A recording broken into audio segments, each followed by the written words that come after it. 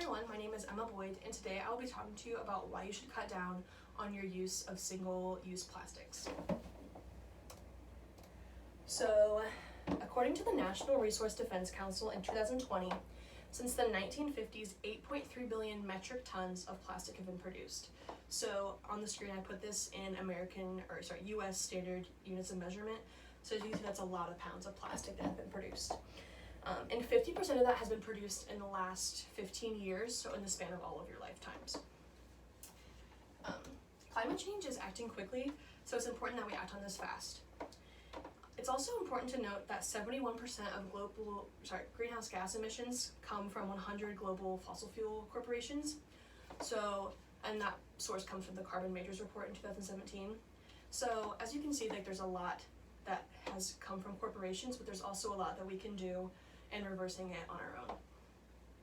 So as a young person in the US and just on the earth in general, I'm particularly worried about this because I'm worried about future generations having a quality of life and having a happy and healthy life. So I think you all should cut down on your use of single-use plastics because it would help the environment. It's easy to do and it can actually help you save money. So I'm sure you all have seen those gruesome photos of animals with like plastics around their necks and turtles with straws up their noses, so I'm not going to show you guys that, but it's important to know that according to National Geographic in 2018, 10 rivers carry 93% of plastic pollution in the world, so that's heavily concentrated in rivers. So obviously this affects the marine life living in the rivers, but also it can affect cultures that use rivers for bathing or for drinking water or just other water uses. So this is not only an environmental issue for animals, but also an issue for humans. So it's also important to note that this affects impoverished areas. So an example of that would be in Jinjiram in Malaysia. I have a picture of that there. It's heavily plastic polluted. So China banned waste import in 2017, and so all of it got moved to Jinjiram in Malaysia, and that's about 17,000 tons of plastic, and I got this source from BBC in 2019. So as you can see, that's a lot of plastic, and it's just smothering this town. So it's also a public health issue for the people living in this town because they're being subjected to all of this plastic pollution and they're breathing it in and it's bad for them. So that's really an issue.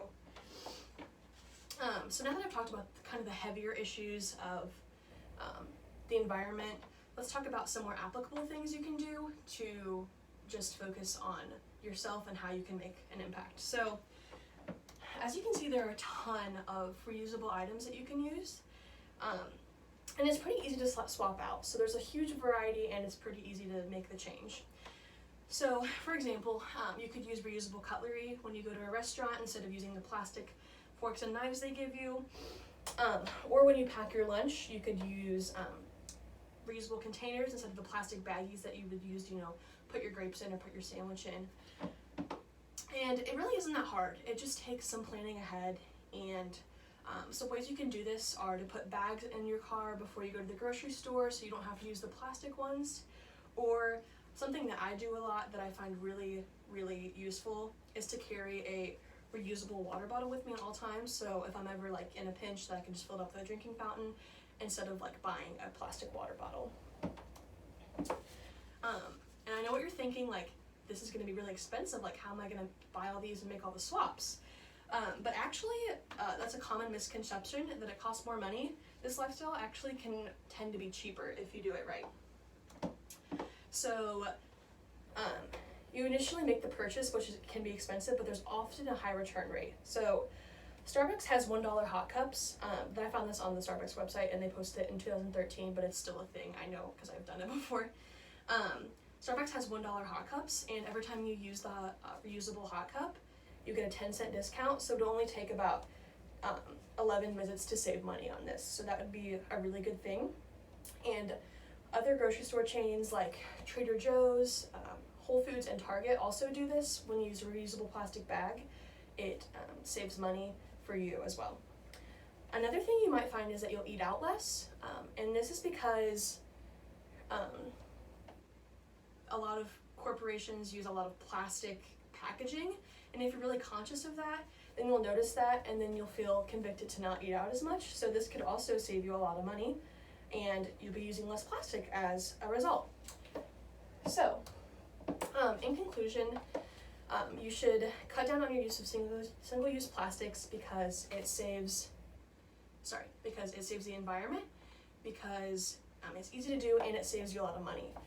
So I hope the next time you go to the store, you use your reusable plastic bags, or you fill up your reusable water bottle. You just think about the environmental impact you're making and how you're saving the planet. Thank you.